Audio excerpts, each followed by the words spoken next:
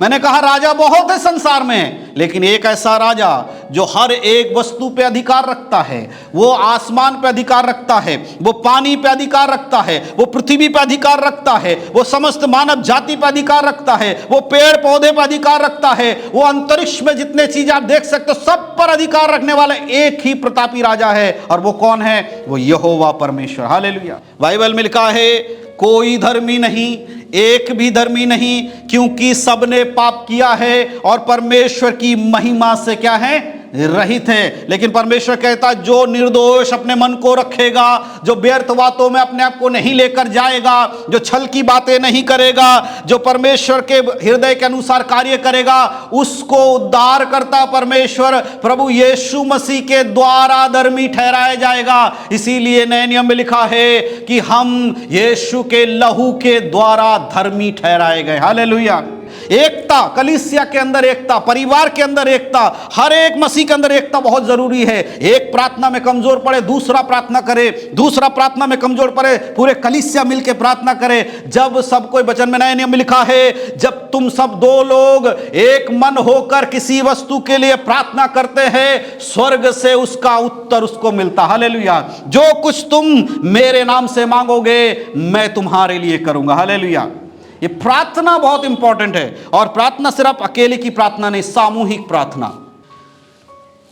Hallelujah. Hallelujah. प्रभु की स्तुति हो, परमेश्वर के नाम की महिमा हो। फिर से मैं परमेश्वर का धन्यवाद करता हूं कि प्रभु ने ये समय दिखाया, और आप सभी का प्रभु यीशु मसीह के पवित्र नाम में आज के इस सभा में, कलीसिया में स्वागत है। और थोड़ी देर हम परमेश्वर के वचनों में जाएंगे।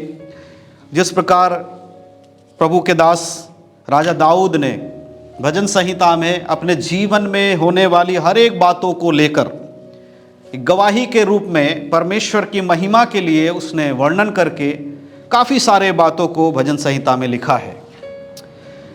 ऐसी परिस्थितियों को भजन संहिता में दाऊद के द्वारा लिखा गया है जहाँ पर वो निराशा के एक अवस्था में था, जहाँ पर उसके जीवन में कोई और मार्ग दिखाई नहीं दे रहा था। उसके परिवार, उसके घर, उसके सारे राजपाट का भी उसको छोड़ना पड़ा, और नगर नगर, जंगल जंगल में जाकर उसको भटकना पड़ा। उन सारी बातों को भी राजा दाऊद के द्वारा हम भजन संहिता में लिखते हुए देखते हैं। लेकिन जब हम भजन संहिता 24 अध्याय जब पढ़ते हैं, यहाँ पर राजा दाऊद एक ऐसी बात बोल रहा है, परमेश्वर की महिमा का गुण गाते हुए प्रभु के बारे में, परमेश्वर के बारे में कुछ विशेष बातों को यहाँ पर वर्णन करते हुए बात कर रहा है। महिमा में राजा के बारे में। इस पृथ्वी पर राजा बहुत हुए हैं, बहुत सारे लोगों ने इस पृथ्वी पर राज किया है, अपने लोगों को दूसरे लोगों पे हर तरीके से राज किया है। लेकिन एक ऐसा राजा, एक ऐसा व्यक्ति, एक ऐसा परमेश्वर जो समस्त पृथ्वी के ऊपर राज करता है। हालेलुया। उस परमेश्वर की महिमा करते हुए राजा दाऊद यहाँ पर इस बात को लिखता है, भजन संहिता 24 अध्याय और उसके पहले आयत को पढ़िए।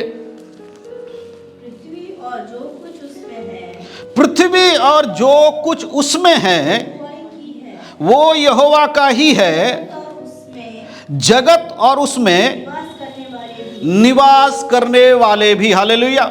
जैसा मैंने कहा, इस पृथ्वी पर बहुत सारे राजा हुए हैं, राज करते रहे, आज भी कर रहे हैं, लेकिन सबका एक दायरा है, वो अपने राज्य में सीमित है, और वो अपने राज्य के अंदर कुछ ही चीज़ों पर राज्य कर सकता है, बहुत सारी चीज़ें उसके अधीन नहीं होती है।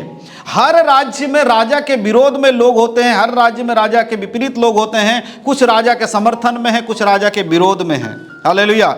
पूरे राज्य पे एक राजा का अधिकार पूरे संसार में नहीं है, अलग अलग जगहों पे अलग अलग राजा का अधिकार है। लेकिन परमेश्वर एक ऐसा राजा है जो पृथ्वी पर ही नहीं, उसमें रहने वाले हर एक वस्तु के ऊपर वो अधिकार रखता है। हालेलुया।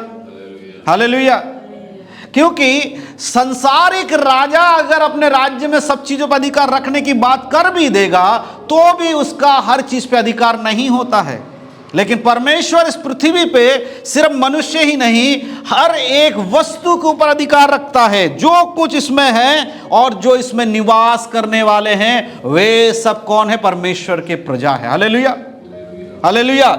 इस पृथ्वी पर एकमात्र इकलौता संसार को राज्य करने वाला एक परमेश्वर है, और जगत में रहने वाले हर एक चीज उसके अधीन है। हालेलुया। आज आप और हम कलीसिया में है, कलीसिया के बाहर जो लोग यीशु मसीह को नहीं जानते, उनका राजा भी कौन है? परमेश्वर है, यहोवा है। जो यीशु को जानते नहीं हैं, उनका राजा कौन है? यहोवा परमेश्वर है। क्योंकि बाइबल हमें बताती है, वचन में लिखा, अंत के समय में हर एक घुटना झुकेगा, हर एक जुबान अंगीकार करेगी कि यीशु ही प्रभु है। हालेलुया। इसीलिए हम एक ऐसे राजा के अधीन, एक ऐसे राजा की महिमा करने के लिए आए हैं, एक ऐसे राजा का वर्णन करने के लिए आए हैं जो केवल किसी एक जाति, किसी एक व्यक्ति, किसी एक राज्य पर राज नहीं करता, परंतु वो समस्त पृथ्वी पर राजा है। हालेलुया। और उसके दूसरे आयत पढ़िए, दूसरे आयत में देखिए क्या लिखा है। क्योंकि उसी ने उसकी नींव समुद्र के ऊपर दृढ़ करके रखी, महानदों के ऊपर स्थिर किया है। परमेश्वर ही है जो समुद्र की सीमाओं को बांधते हैं। परमेश्वर है जो इस पृथ्वी के ऊपर हर चीज को स्थिर करके रखने वाला है। जब परमेश्वर ने इस पृथ्वी को फिर से संगठित किया, फिर से बनाया, तो बाइबल हमें बताती है कि उसने पानी को भूमि से अलग करके एक बाउंडेशन ठहरा दिया, पानी की एक स्थिति बना दी कि उसको कहां तक स्थिर रहना है। हालेलुया।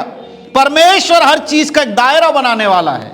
वो सिर्फ राजा नाम मात्र का नहीं है, क्योंकि उसी ने उसकी नींव समुद्र के ऊपर डाली है। किसकी नींव? पृथ्वी की नींव। हालेलुया। आदि में परमेश्वर ने आकाश और पृथ्वी की सृष्टि की। पृथ्वी बेडौल और सुनसान पड़ी थी, है ना, कोई रूप नहीं दिखाई दे रहा था। जल के ऊपर अंधियारा था। परमेश्वर की आत्मा उसके ऊपर क्या करता था? मंडराता था। वचन में लिखा है, परमेश्वर ने कहा उजियाला हो, और उजियाला हो गया। फिर परमेश्वर ने उजियाले को देखा और कहा यह अच्छा है, और उजियाले को दिन और अंधियारे को रात कहा। हालेलुया। उसी प्रकार परमेश्वर ने भूमि को जल से अलग किया। जो सूखी भूमि दिखाई उसे पृथ्वी कहा, जो जल इकट्ठा उसे परमेश्वर ने समुद्र कहा। इस प्रकार से परमेश्वर ने पृथ्वी को समुद्र के ऊपर स्थिर कर दिया। पहले जल था, अब उसको अलग करके परमेश्वर की नींव को ठहराने वाला परमेश्वर। हालेलुया। एक राजा का गुण है कि वो हर चीज पर अधिकार रखता है, और परमेश्वर हमारा राजा है। पृथ्वी में जो कुछ दिखता है वो सब किसका है? यहोवा का ही है। हालेलुया। इसीलिए भजनकार इस प्रकार कहते हैं, मेरे मन यहोवा को धन्य कहे, जो कुछ मुझ में है उसके पवित्र नाम को धन्य कहे। हम इस पृथ्वी के मिट्टी से बनाए गए हैं, हमारे शरीर में पृथ्वी के गुण हैं, इसीलिए हमारे शरीर के अंदर जो कुछ है वो यहोवा का ही है। हालेलुया। और किस परमेश्वर की आज हम आराधना कर रहे हैं? उस परमेश्वर की जिसने पृथ्वी को समुद्र के ऊपर स्थिर किया है। हालेलुया। 3 आयत पढ़िए, उसके 3 में, यहोवा के पर्वत पर कौन चढ़ सकता है, और उसके पवित्र स्थान में कौन खड़ा हो सकता है? हालेलुया। यहोवा के पर्वत पर कौन चढ़ सकता है, उसके सिंहासन के पास कौन जा सकता है, और उसके बाद कहता है उसके पवित्र स्थान में कौन खड़ा हो सकता है। हालेलुया। ये सवाल है आज मसीहों से, ये सवाल है उस व्यक्ति से जो यीशु मसीह पर विश्वास करता है, ये सवाल उस आदमी से जो यीशु मसीह को अपने उद्धारकर्ता के रूप में मानता है। हालेलुया। क्या आज आप और हम यहोवा के पर्वत पर चढ़ सकते हैं? क्या हमारी स्थिति, आपकी स्थिति इस लायक है कि आप प्रभु के संगति में जा सको? क्या आज आपका जीवन इस प्रकार का है कि जब यीशु मसीह का दूसरा आगमन होगा तब बादलों पर आप उठाए जाओ? क्या आप ऐसा जीवन जी रहे हो कि अगर यीशु के आने से पहले आपके भौतिक रूप में मृत्यु हो जाए, आप कब्र में डाल दिए जाओ, लेकिन तुरही फूंकते ही वचन में लिखा है सबसे पहले जब स्वर्गदूतों प्रधान स्वर्गदूत तुरही फूंकेगा, उस समय जो मसीह में मरे हुए हैं वो कब्र खुल जाएंगे और वो जीवित होकर परमेश्वर के संगति में उठ जाएंगे। बाद में जो जीवित है उनका रूप बदल जाएगा। हालेलुया। क्या ऐसा जीवन आप जीते हैं? क्या परमेश्वर के उस राज्य में या उसके पर्वत पर चढ़ने लायक हम बन पाए हैं? यह एक सवाल राजा दाऊद अपने आप से भी और आज सुनने वाले लोग जो वचन सुने उनसे भी परमेश्वर यही पूछते हैं, क्या तुम पर्वत पे चढ़ने योग्य हो? और उसके पवित्र स्थान में कौन खड़ा हो सकता है? हालेलुया। उसके 4 आयत पढ़िए, जिसका काम निर्दोष हो, हृदय शुद्ध है, जिसने अपने मन को व्यर्थ बातों की ओर नहीं लगाया, ना कपट से शपथ खाई शपथ खाई है। हालेलुया। प्रभु क्या कह रहा है? कौन चढ़ पाएगा? देखो सवाल आपके सामने है, कौन परमेश्वर के सिंहासन की ओर देख सकता है? कौन परमेश्वर के राज्य में जा सकता है? कौन यीशु के संग स्वर्ग में उठाया जाएगा? यह हमारे लिए सवाल है, उत्तर भी हमारे लिए परमेश्वर ने दिया है। क्या कहते हैं? यह क्या लिखा है? जिसके काम निर्दोष, जिसके काम क्या होना चाहिए? निर्दोष काम होने चाहिए। काम करने के बाद दोष नहीं लगना है आपको। हालेलुया। देखो काम बहुत तरीके के हैं। कुछ ऐसे काम हैं जिसको करने से आपकी वाहवाही होती है, और कुछ ऐसे काम है जिसके करने से आपकी बदनामी होती है। काम तो दोनों है। हालेलुया। काम क्या है? दोनों काम है। अच्छा काम भी काम है, बुरा काम भी काम है। लेकिन परमेश्वर कहते जिसका काम निर्दोष हो, जिसमें दोष नहीं लगाया जा सकता। हालेलुया। हालेलुया। एक व्यक्ति के बारे में बाइबल गवाही देती है जिसमें दोष, उसके कामों में दोष नहीं लगाया गया। कौन है वो व्यक्ति? एक व्यक्ति के बारे में बाइबल बताती है कि उसके कामों में दोष नहीं मिला। एकमात्र व्यक्ति है पूरे बाइबल में, पूरे संसार में, वो है प्रभु यीशु मसीह, जिसके कामों में कोई दोष नहीं पाया गया। और इसकी गवाही देने वाला व्यक्ति एक अन्य जाति का व्यक्ति है, जो आकर कहता है मैं इस व्यक्ति में मृत्यु दंड के योग्य कोई भी पाप या दोष नहीं पाता हूं। हालेलुया। यीशु मसीह को जब पिलातुस के सामने खड़ा किया गया और उससे कहा गया कि इसको मृत्यु दंड, क्रूस की सजा दे, तो पिलातुस ने सवाल किया क्या इसने ऐसा गुनाह किया जिसके लिए इसको क्रूस पर चढ़ाया जाए? कहा मैंने इसको जांच कर देखा, इसमें कोई भी दोष नहीं पाया जिसके कारण इसको क्रूस पर चढ़ाया, ये निर्दोष है। लेकिन फिर भी वहां के लोगों ने यीशु मसीह को क्रूस पर चढ़ाने के लिए जबरदस्ती किया। हालेलुया। बाइबल में और कोई ऐसा व्यक्ति आपको नजर नहीं आएगा जिसमें कभी कोई दोष नहीं। एकमात्र एक ही दोष, निर्दोष व्यक्ति है, वो है प्रभु यीशु मसीह। कई बार आपकी आराधनाएं तेज होती हैं, आप चिल्लाकर परमेश्वर की महिमा कर सकते हो, जोर जोर से वचन पढ़ सकते हो, लेकिन अगर आपका हृदय शुद्ध नहीं, आपका काम शुद्ध नहीं है, आपका बलिदान का कोई महत्व परमेश्वर के लिए नहीं है। हालेलुया। इसीलिए प्रभु कहता है कि जिसके काम निर्दोष और हृदय क्या हो? शुद्ध हो। अगर आपका हृदय शुद्ध नहीं है तो परमेश्वर के सामने आपका चढ़ाया हुआ स्तुति रूपी बलिदान भी किसी काम का नहीं है। हालेलुया। हालेलुया। हालेलुया। बाइबल में एक जगह लिखा हुआ है कि तू अपने जीव की क्या कर? चौकसी कर। हमने पिछले हफ्ते पढ़ा था, अपने जीव की क्या करो? चौकसी करो कि उसमें से क्या छल की बातें ना निकले। जिस जीव से आप हालेलुया परमेश्वर की स्तुति हो, परमेश्वर की महिमा हो, ये बातें करते हैं, क्या उस जीव से आप छल करोगे? झूठ बोलकर किसी चीज में अपने आप को महान बनाओगे? किसी दूसरे की बातों को चुगली करोगे? अगर आप ऐसा करते हो तो आपका मन शुद्ध नहीं है। हालेलुया। और आगे लिखा है जिसने अपने मन को व्यर्थ बातों की ओर नहीं लगाया और ना कपट से शपथ खाई। कई बार लोगों का एक आदत होता है हर बात में कसम खाने की। ये कसम है, वो कसम, सच में मैंने ऐसा नहीं किया। क्या गॉड प्रॉमिस ऐसे बोलते हैं ना इंग्लिश, क्योंकि जब हम प्रभु को नहीं जानते तो हम कसम खाते थे, इसकी कसम उसी है। लेकिन अब प्रभु में आ गया थोड़ा अंग्रेजी ज़्यादा आ गया ना। गॉड प्रॉमिस, गॉड, परमेश्वर की कसम तो नहीं बोलता ज़्यादातर, गॉड प्रॉमिस नहीं किया ऐसा। वचन में लिखा है कि शपथ नहीं खाना, तू शपथ नहीं खाना है। लेकिन बहुत बार अपने आप के झूठ को सही दिखाने के लिए कसम खा लेते हैं, शपथ खा लेते हैं, झूठ बोलते हैं। ऐसी परिस्थिति में प्रभु का दास राजा दाऊद क्या कह रहा है कि उस परमेश्वर के संगति में वही जा सकता है जिसके अंदर ये सारे गुण नहीं पाए जाते हैं। हालेलुया। मुंह से तो वो मेरा नाम लेकर महिमा करते हैं, लेकिन अंदर से वो मेरी बातों का इनकार करने वाले लोग, ऐसा प्रभु यीशु मसीह कहते हैं। हालेलुया। मुंह से वो मेरा नाम लेते हैं, लेकिन अपने कामों से वो मेरा इनकार करते हैं। हमारे कामों को जांचने की आवश्यकता है। हमारे मुख से निकलने वाले चीजें, हमारे अंदर से जो चीजें आती हैं वो ही हमें अशुद्ध करती हैं। बाहर से जो जाता वो अशुद्ध नहीं करता। उसके 5 आयत पढ़िए। हाँ देखो, जो निष्कपट हो, निष्कलंक होगा, हाँ वो यहोवा की ओर से क्या होगा? आशीष पाएगा। और अपने उद्धार करने वाले परमेश्वर की ओर से धर्मी ठहरेगा। बाइबल में लिखा है कोई धर्मी नहीं, एक भी धर्मी नहीं, क्योंकि सबने पाप किया है और परमेश्वर की महिमा से क्या है, रहित है। लेकिन परमेश्वर कहता जो निर्दोष अपने मन को रखेगा, जो व्यर्थ बातों में अपने आप को नहीं लेकर जाएगा, जो छल की बातें नहीं करेगा, जो परमेश्वर के हृदय के अनुसार कार्य करेगा, उसको उद्धार करता परमेश्वर प्रभु यीशु मसीह के द्वारा धर्मी ठहराया जाएगा। इसीलिए नए नियम में लिखा है कि हम यीशु के लहू के द्वारा धर्मी ठहराए गए। हालेलुया। हमारी धार्मिकता हमारे कर्मों से नहीं है, हमारी धार्मिकता हमारे विश्वास के द्वारा है। Hallelujah, hallelujah. जितनों ने उस पर विश्वास किया, परमेश्वर ने उसे उसका पुत्र होने का अधिकार दिया। हालेलुया। इसीलिए धर्मी तब बनेंगे जब हमारा जीवन निष्पाप की ओर हम लेकर जाएंगे, हमारा शरीर के कार्य और हमारे हृदय की बातें जब एक हो जाएंगी, तब हम प्रभु की दृष्टि में धर्मी ठहरेंगे और परमेश्वर हमें अपने पुत्र होने का अधिकार देगा। हालेलुया।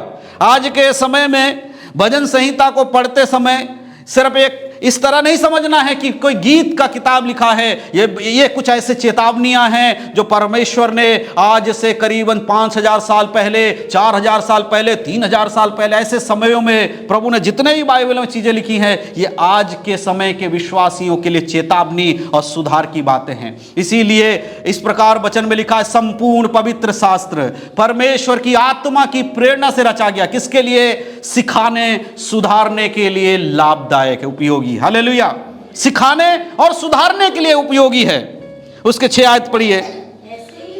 ऐसे ही लोग उसके खोजी हैं, वो तेरे दर्शन के खोजी याकूब वंशी है। देखो, परमेश्वर याकूब को क्या कहता है? आज से तू याकूब नहीं, तू तेरा नाम क्या होगा? इज़राइल होगा। हालेलुया। जब परमेश्वर याकूब का मल्लयुद्ध देखा, हमने वचन में लिखा है, उसने कहा परमेश्वर जब तक तू मुझे आशीष नहीं देगा मैं तुझे नहीं छोड़ूंगा। परमेश्वर ने उसे कहा अब से तू इज़राइल कहलाएगा। हालेलुया। उस इज़राइल में से परमेश्वर कहता है कि दाऊद के घराने में से एक क्या करेगा? एक राजा उत्पन्न होगा, उसके राज्य का कभी अंत नहीं होगा। और याकूब वंशी हम तब बनते हैं जब हम उस राजा के लहू के द्वारा शुद्ध ठहराए जाते हैं। Hallelujah, hallelujah. उसके 7 आयत पढ़िए। हे फाटको अपने सिर ऊंचे करो, हे सनातन के द्वारों ऊंचे हो जाओ, प्रतापी राजा प्रवेश करेगा। आगे वह प्रतापी राजा कौन है? देखो, वो प्रतापी राजा कौन है? परमेश्वर जो सामर्थ्य और पराक्रमी है। परमेश्वर जो सामर्थी भी है, पराक्रमी भी है। परमेश्वर जो हाँ, युद्ध में पराक्रमी है। युद्ध में पराक्रमी है। हालेलुया। तुम्हारा युद्ध मांस और लहू से नहीं है, परंतु तुम्हारा युद्ध किससे है? इस पृथ्वी पे प्रभुता करने वाले अंधकार की शक्ति, दुष्ट आत्मा की सेनाओं से है। और उस परमेश्वर ने क्या कहा? वो पराक्रमी राजा है, युद्ध में भी वो पराक्रमी है। इसलिए बाइबल बताती है परमेश्वर के सारे हथियार बांध लो ताकि तुम शैतान का सामना कर सको। परमेश्वर के अधीन हो जाओ तो तुम्हारे सामने से शैतान क्या करेगा? भाग जाएगा। हालेलुया।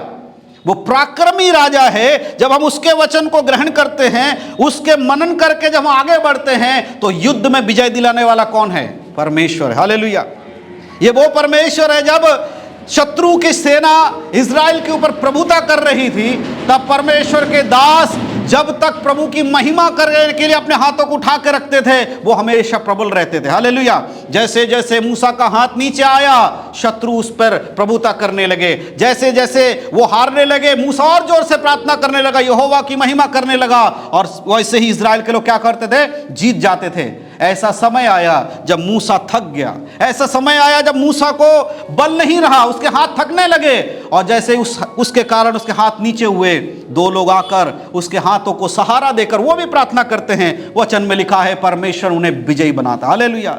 एक एकता, कलीसिया के अंदर एकता, परिवार के अंदर एकता, हर एक मसीह के अंदर एकता बहुत जरूरी है। एक प्रार्थना में कमजोर पड़े दूसरा प्रार्थना करे, दूसरा प्रार्थना में कमजोर पड़े पूरे कलीसिया मिलकर प्रार्थना करे। जब सब कोई वचन में नए नियम में लिखा है, जब तुम सब दो लोग एक मन होकर किसी वस्तु के लिए प्रार्थना करते हैं, स्वर्ग से उसका उत्तर उसको मिलता। हालेलुया। जो कुछ तुम मेरे नाम से मांगोगे मैं तुम्हारे लिए करूंगा। हालेलुया।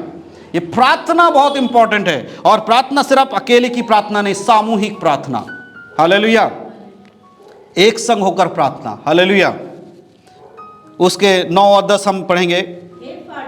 हे फाटकों अपने सिर ऊंचा करो, हे सनातन के द्वारों तुम भी क्या करो, खुल जाओ, क्योंकि प्रतापी राजा प्रवेश करेगा। प्रतापी राजा प्रवेश करेगा। क्या प्रतापी राजा कौन है? प्रतापी राजा कौन है? सेनाओं का यहोवा, सेनाओं का यहोवा प्रतापी राजा है। वही प्रतापी राजा है। हालेलुया।